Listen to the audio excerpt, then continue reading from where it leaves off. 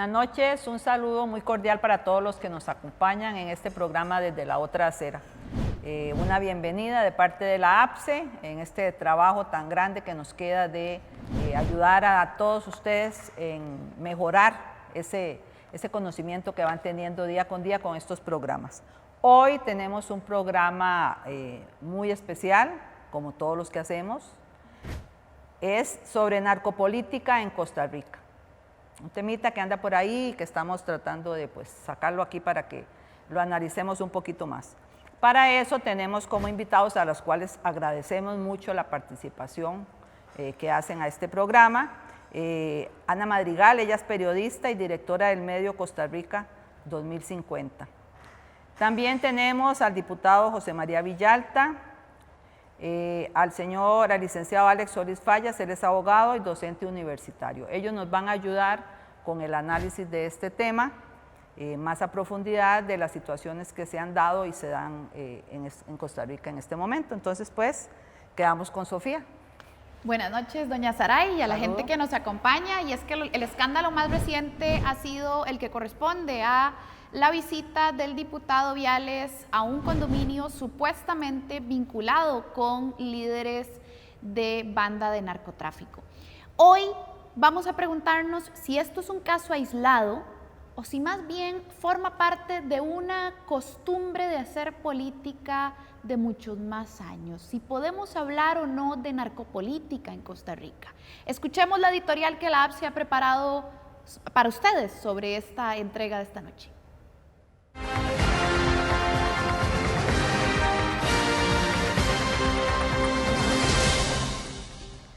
El narcotráfico es un problema estructural en Costa Rica.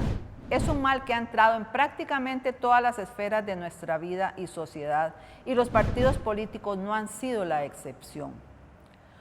Un exministro de Economía admitió que cerca del 7% de la producción nacional provenía del narcotráfico.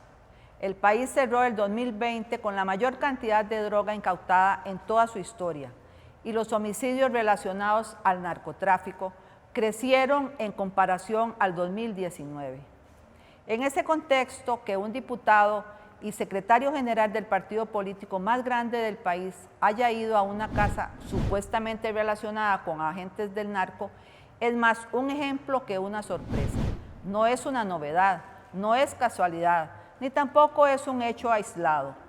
Hemos visto cómo el narcotráfico se ha involucrado con la política costarricense en múltiples ocasiones. Casos en los 80 lo confirman, pues las campañas de Daniel Oduber, Rolando Araya, Oscar Arias, entre otros. El narco ha penetrado la política, el poder judicial y una gran parte de la economía.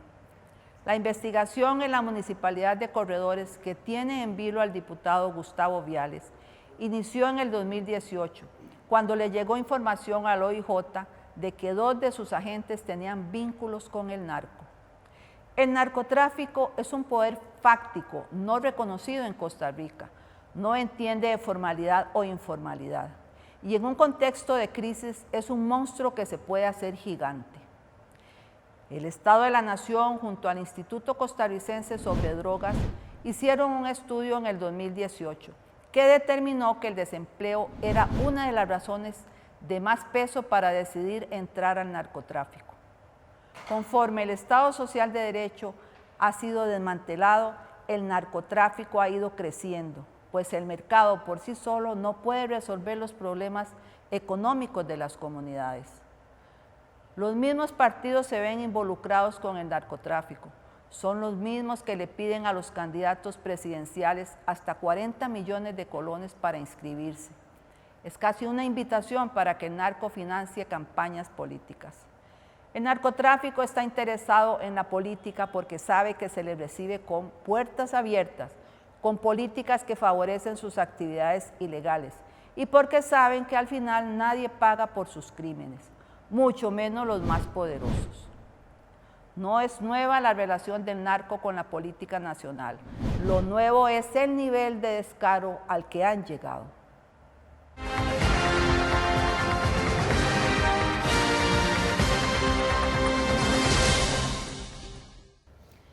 Bueno, y después de escuchar este editorial que la APSE preparó sobre el tema de esta noche, narcopolítica en Costa Rica, vamos a ir a un corte comercial para regresar a desarrollar el tema. Regresó la Feria de Vivienda de Jupema. Adquirí un crédito para tu casa con las mejores condiciones. Cuota por millón desde 7,338 colones, sin gastos administrativos ni pago de avalúo, exoneración de timbres e impuestos de inscripción de hipoteca. Contactanos al 2284-6500 o escribinos al WhatsApp 8526-9729. Aplican condiciones. Promoción válida hasta el 31 de mayo de 2021. Volvemos del corte comercial. Esta noche estamos hablando sobre narcopolítica en Costa Rica. Y para empezar a debatir un poco sobre este tema, nos han acompañado don José María Villalta, diputado de la República, y Ana Madrigal, periodista. Les hemos preguntado en qué consiste el caso en investigación del diputado Viales. ¿Es un fenómeno aislado? ¿Es un problema más grande? ¿Qué otros casos hay? ¿Cómo arreglar esto? Escuchemos lo que nos dicen.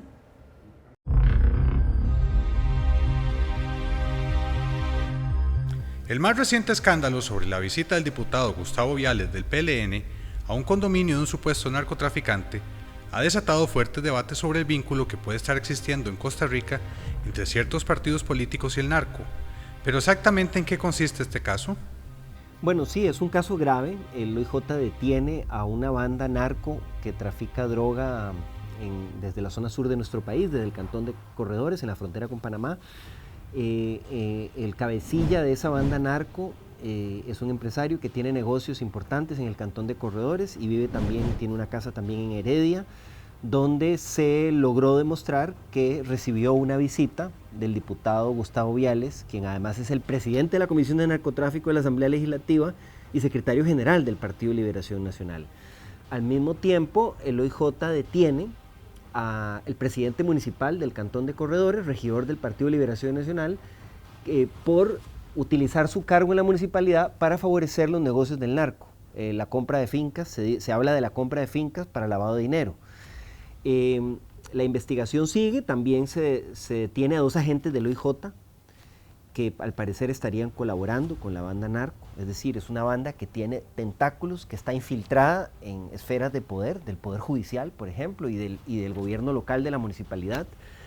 El caso trae otras ramificaciones porque eso se empata con una denuncia que habían hecho trabajadores municipales de Corredores hace unos meses, pero que había pasado desapercibida, por un aparente caso de corrupción donde el alcalde habría promovido la construcción de un puente en un camino que no lleva a ninguna parte, que está dentro de la finca del presunto líder de la banda narco, un puente donde se podrían haber invertido miles de millones de colones para pasar una quebrada en un camino que está dentro de la finca del presunto líder de esta banda, y que no tendría ninguna otra función ni beneficiaría a nadie más en la comunidad. Además, hecho irregularmente el puente. Entonces ya hay indicios del uso de los recursos municipales para favorecer a este individuo, y en ese contexto es que sale a la luz la visita del diputado Viales, quien inmediatamente ante los cuestionamientos primero no quiere responder, después es obligado a responder y por un lado, hace lo correcto en cuanto a que renuncia a su inmunidad y se retira de la Comisión de Narcotráfico, renuncia a la Comisión de Narcotráfico, pero por otro lado da explicaciones que son totalmente inverosímiles, o sea, explicaciones que son difíciles de creer. Él afirma que el regidor de Corredores le dijo que pasara a esa casa a recoger una llave maya con una información de una denuncia que estaban haciendo, pero que él no sabía que era la casa del narco. Es difícil, todo es difícil de creer, porque uno no se explica cómo en los tiempos actuales, si la información estaba en digital, el regidor no podía haberla mandado con un clic vía correo electrónico de la Municipalidad de Corredores a la Asamblea Legislativa. Este no es un caso aislado. La enorme cantidad de investigaciones que vinculan a políticos con presuntos narcotraficantes en Costa Rica desde hace décadas nos habla de un problema de mayor amplitud. Aquí ya se integraron 2 comisiones investigadoras del narco. Las noticias daban cuenta de que el narco había penetrado los 3 poderes de la República. Incluso se llegó a decir, seguro ustedes se acordarán, que el presidente Duer era la autoridad política superior vinculada al narco. Tuvimos un diputado de Liberación Nacional que estuvo así de ser presidente del Congreso de la República, que fue sorprendido encontrando un paquete de droga a una de sus clientas y este diputado tuvo que purgar varios años en la cárcel. Se habló de aportes financieros del narco en las elecciones de 1990 en los dos partidos que reinaban en el bipartidismo, Liberación Nacional y el PUS. Pero, ¿por qué el narcotráfico ha tomado tanta fuerza en Costa Rica? Resulta que el deterioro social de nuestro país beneficia a estas redes de poder. El narcotráfico nos penetró y hoy ya no está la Guerra Fría, pero está el COVID, está una pandemia. Y está una pandemia que tiene a las autoridades ocupadísimas, focalizadas buena parte de su tiempo en ver cómo se resuelve esta amenaza global.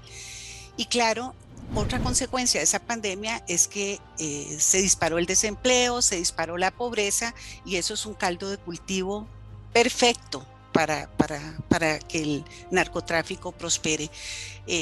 Todo el mundo quiere llevar un plato de frijoles a su mesa para que su familia coma. Y si ya usted tiene 3 o 4 meses de no tener trabajo, pues es un caldo de cultivo. Así, enfrentamos una coyuntura tremendamente retadora, en donde avanzar hacia una sociedad más equitativa también sería una forma de combatir el narco, sumado al avance en las diferentes reformas legales que diversos especialistas han propuesto para combatir la narcopolítica.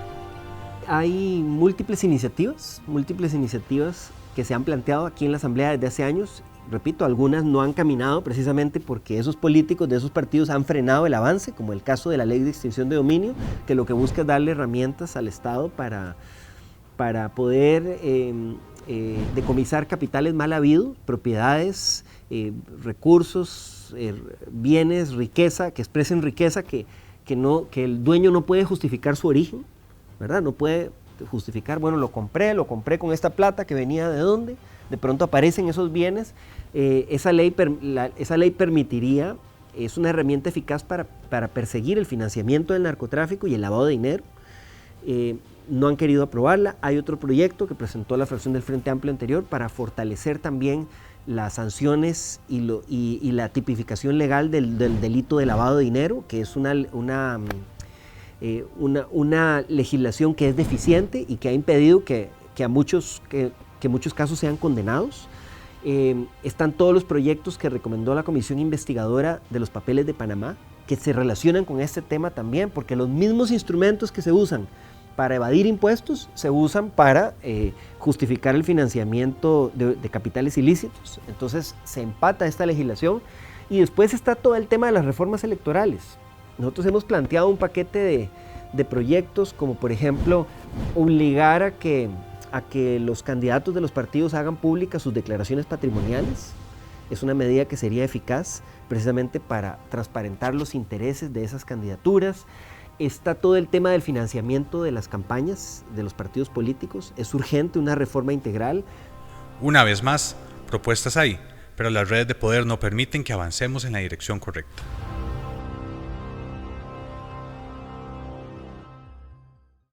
Bueno, y agradecemos a don José María Villalta y a doña Ana Madrigal por estas palabras. También hemos producido el siguiente video con el propósito de sistematizar y resumir un poco algunos de estos casos escandalosos que han ocurrido desde hace mucho tiempo, pero que a lo mejor se quedan como perdidos, ¿no?, en la memoria. Escuchemos el siguiente video resumen de casos de casi 40 años.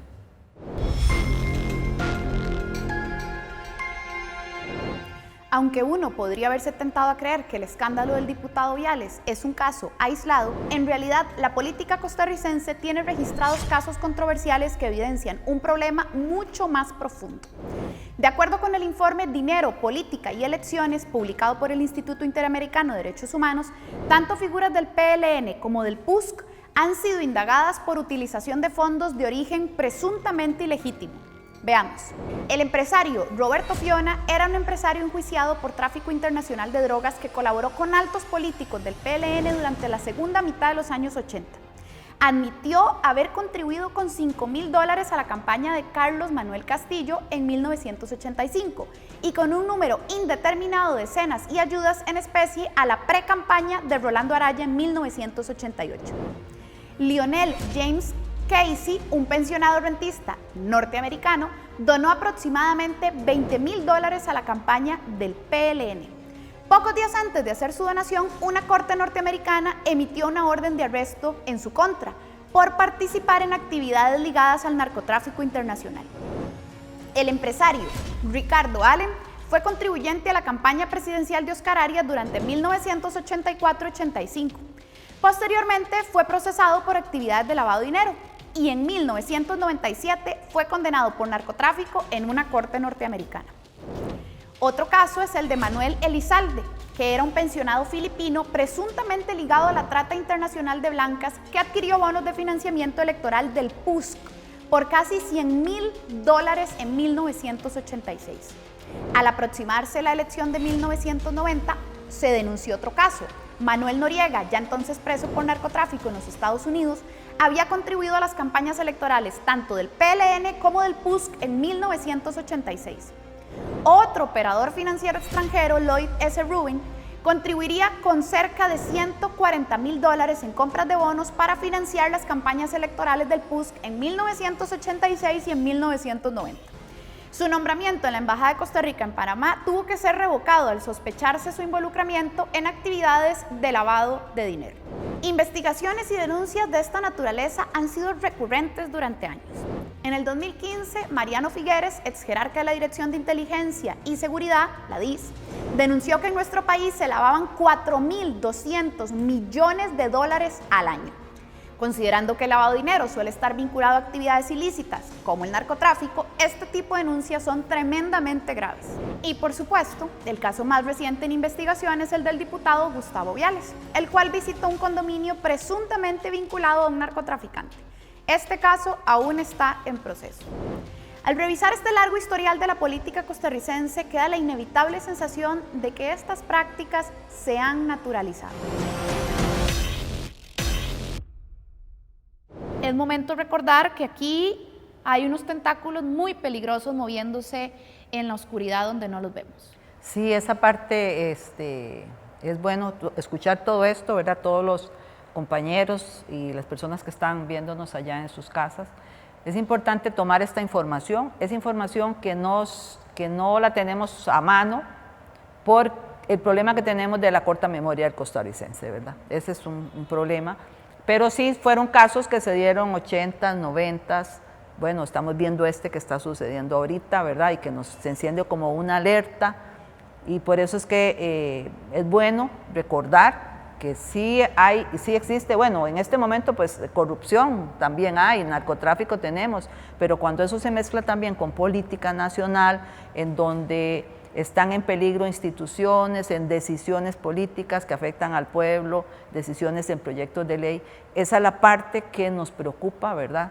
Y que evidentemente con toda la información que hemos tenido, pues se dio y no quita nada. Bueno, veamos usted el informe que están dando los Estados Unidos, ¿verdad? El año pasado, con respecto a este tema. Y quizás como no lo vemos, pues no pensamos que pueda estar por ahí, ¿verdad? Esto nos lleva pues a reflexionar que hay que estar en este momento pensando en la situación electoral que se nos acerca y que no sabemos por dónde hay más financiamiento, porque los partidos políticos buscan financiamiento. Vea usted que hay un partido por ahí que pidió 40 millones a los precandidatos para financiar la política que en este momento es complicado. Claro, de hecho, el programa anterior hablábamos sobre el financiamiento de los partidos políticos, ¿verdad? De los grandes riesgos de que no hayan buenos controles y fiscalización. Vamos a ir a un corte comercial y regresamos con la última parte del programa de esta noche para profundizar un poquito más sobre estos casos, soluciones y consecuencias. Yo hago mis consultas con Cajatel.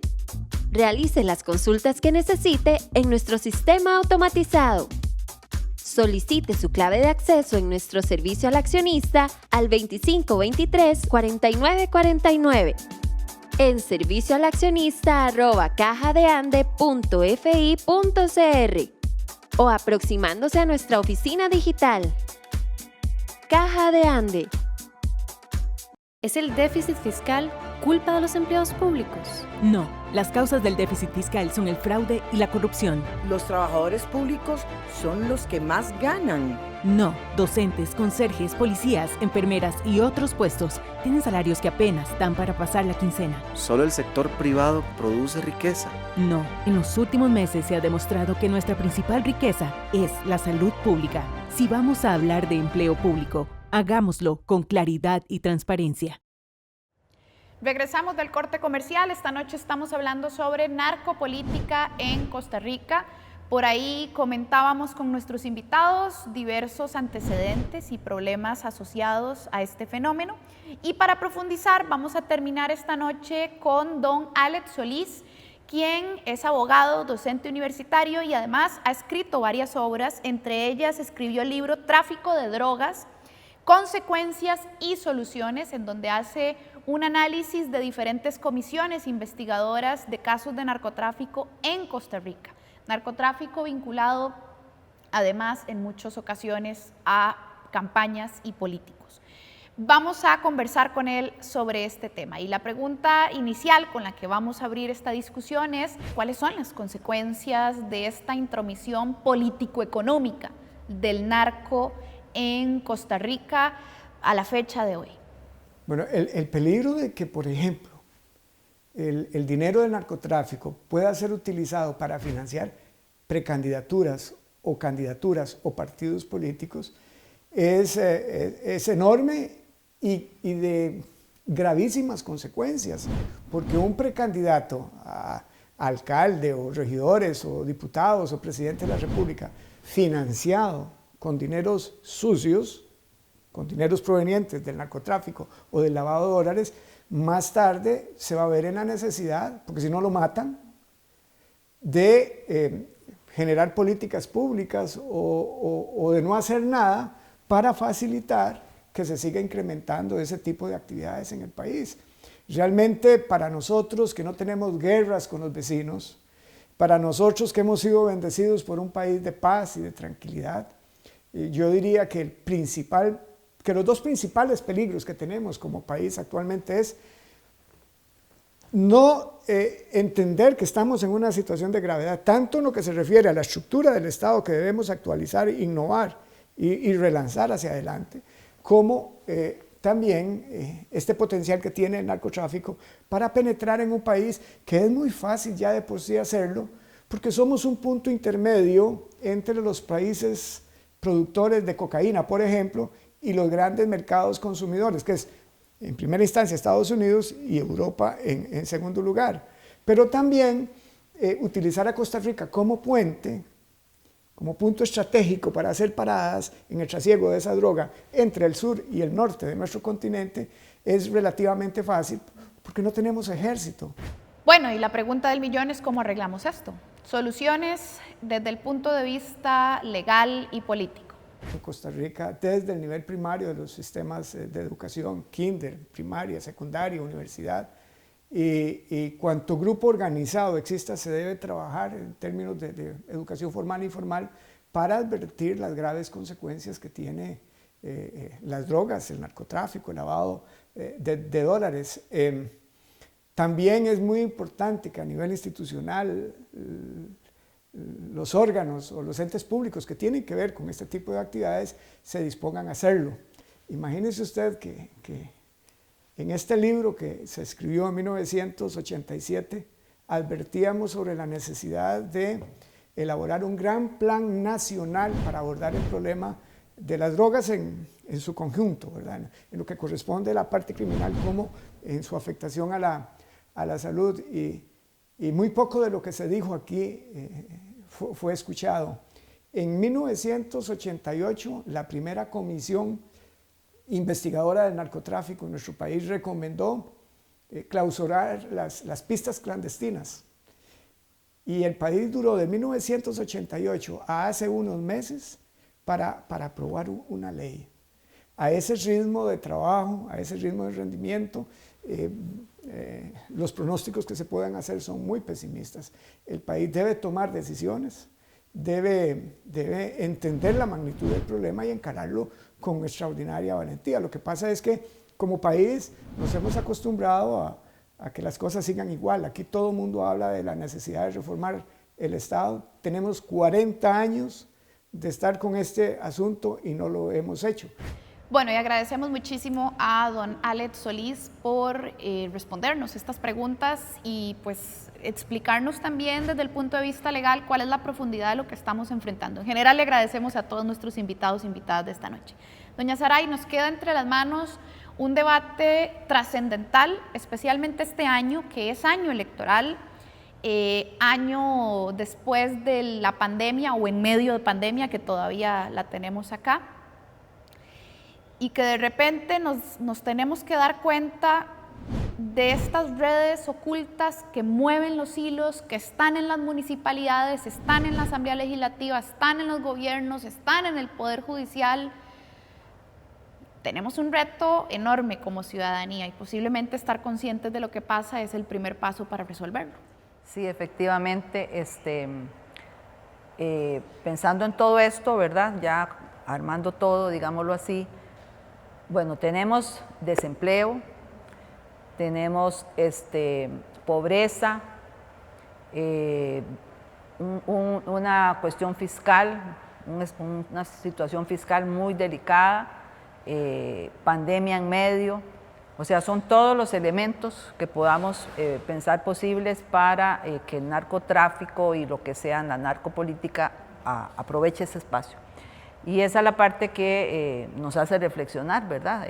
Inclusive, o sea, que los políticos de este país deberían de reflexionar también en eso, porque es un ambiente fácil para todo esto, la pobreza, la gente que no tiene empleo y que está buscando a ver qué, tienen que vivir de algo. Entonces es ahí es donde caen en todas estas situaciones. Y los políticos, pues digamos, ¿verdad? Buscando cómo hacen para financiar sus campañas, cómo hacen para todo esto, ¿verdad? Y entonces, pues el ambiente es complicado, ¿verdad? Es difícil y hay que pensar también qué podemos hacer al respecto.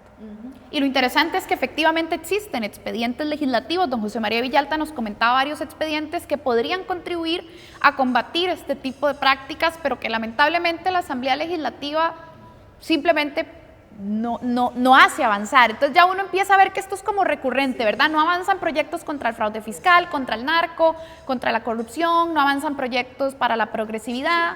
En estos tiempos que hemos estado como organización y bueno, los que estamos en este lado de la acera, ¿verdad? Pronunciándonos con propuestas con respecto a fraude, ¿verdad? A corrupción, todo eso tiene que ver con el narcotráfico y con la narcopolítica. Entonces, es hacer esa reflexión, ver bien y estar atentos a situaciones que se den y un llamado, y si será así, un llamado de atención, ¿verdad? Porque si empezamos a ver la punta del iceberg, estamos en problemas con este caso que está apareciendo. Correcto, así es. Revisemos los antecedentes de las personas que al final van a representarnos para no toparnos con sorpresas después. Muchas gracias por acompañarnos esta noche, ha sido un gusto y nos vemos la otra semana en otra entrega más en Desde la Otra Acera. Hasta luego, doña Saray. Hasta luego, muchas gracias a todos y esperemos que nos acompañen en este programa. Gracias.